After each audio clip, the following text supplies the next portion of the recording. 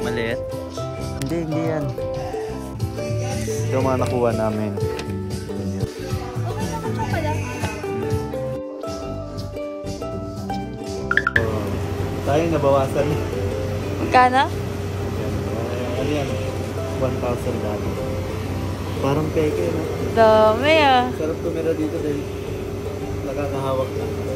Parang peke, oh. Kakawak ng kasya Canada kasi. Sweldo, wala na agad siya. Parang peke, no?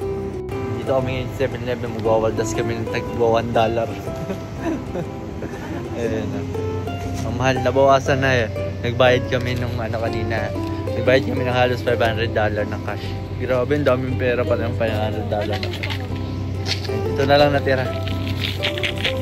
Cheta lang ako. Cheta lang, sige. Ayan.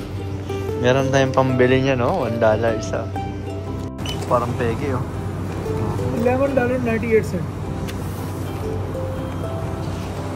Bayad ng cash. $1 na lang natitira. Ito, tumagal ka. Umabot ka pa ng Canada.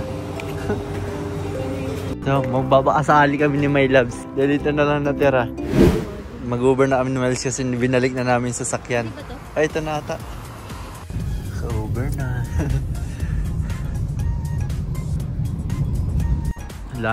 Wala na kami budget guys. Walk trip na lang. Walk trip na lang. Naglakad niya na ako, wala na budget. Yan na ito. Take out ng In-N-Out. Lakad lang kami. Siguro 30 minutes pa papuntang hotel. Kaya pa mahal? Nagsisisi ka ba? Okay lang. Ano mahal? Kaya pa maglakad? Kaya pa. Hindi na ano na lang. 15 minutes na lang. Kaya pa, kakain na pagkadating. Oo, sakto. Pagkadating, sabay kain. Kahit pa paano nakamura kami, dapat talaga hanggang bukas yung sasakyan. Kaso, yun nga, may mga planong na bago. Kaya, napaga yung balik. 2 beses namin nirent yung sasakyan. Binalik namin nung nakaraan.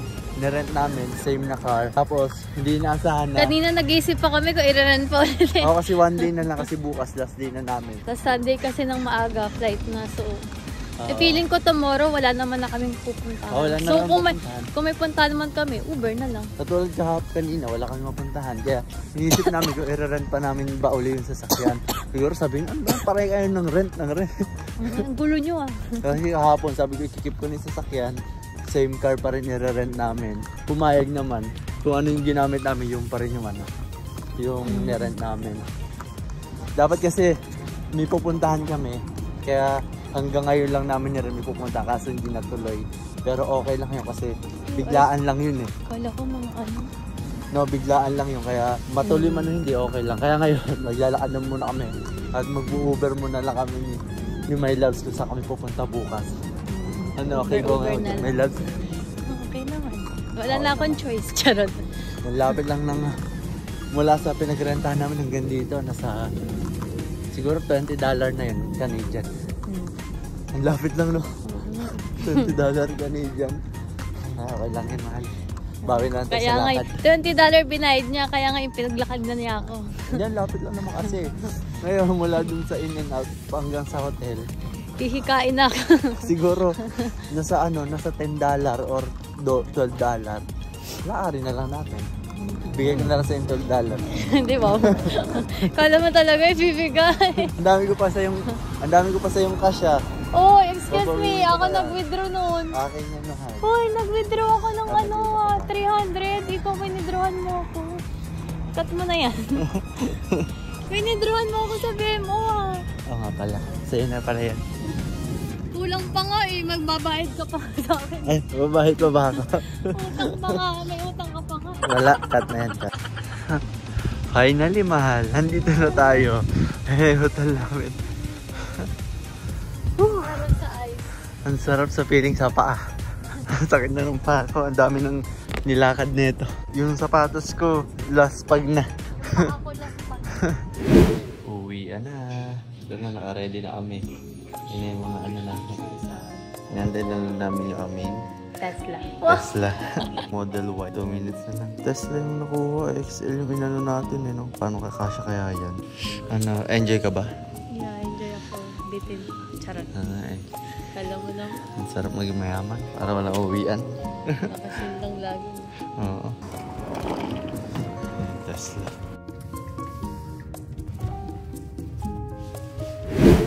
Ayan na. Dito na kami sa airport, mahal. Ready ka na umuwi sa negative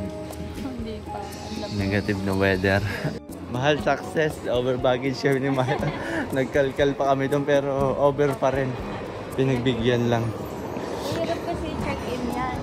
Ito libre lang. Ayun, libre check-in. Sabay ayaw nilang pagbigyan yung over, no? Kasi baka pati yan, ayun, kaya rin delay yung delay din yan. Ba't kaya gano'n, no? Pinagbigyan nila yung hindi nila pinagbigyan yung 3 kilos na over. Pero ito gusto nila i-check-in ng free.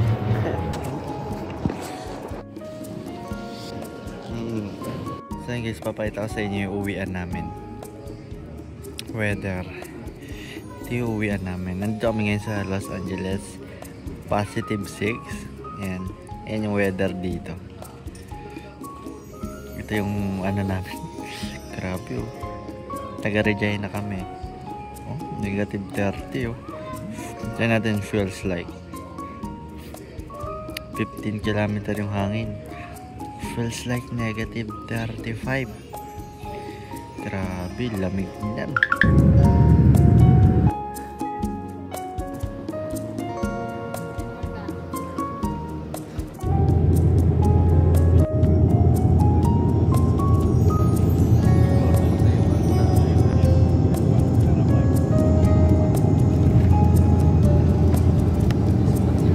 Nandito na kami.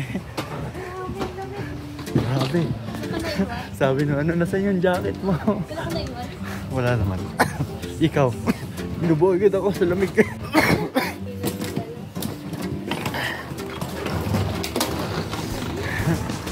Regina na. Para tayo na sa freezer, mahal. Every time nabubukas yung pinto doon, no? Ang lamig. Kaya lumayo kami. Tumatagos na sa sa damit. Yung lamig. Hindi na tayo sanay, mahal. Ang lamig. Grabe oh.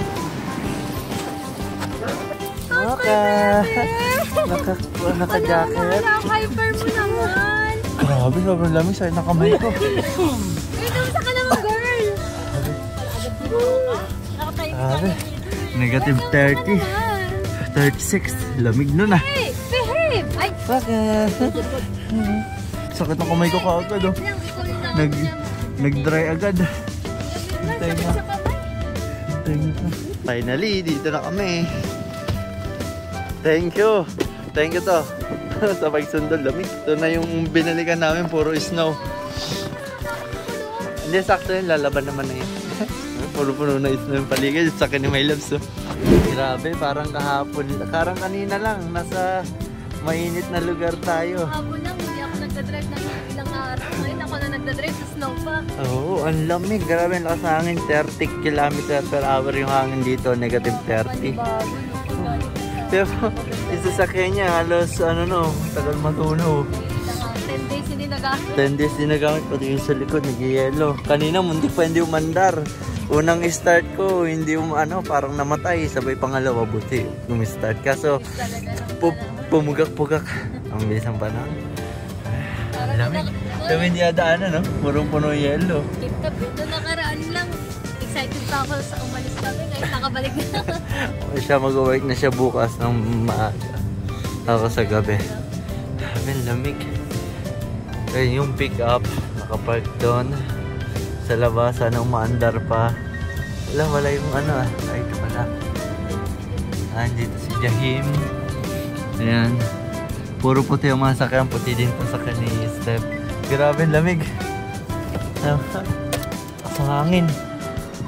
Buti wala naman snow. Sa hangin, no?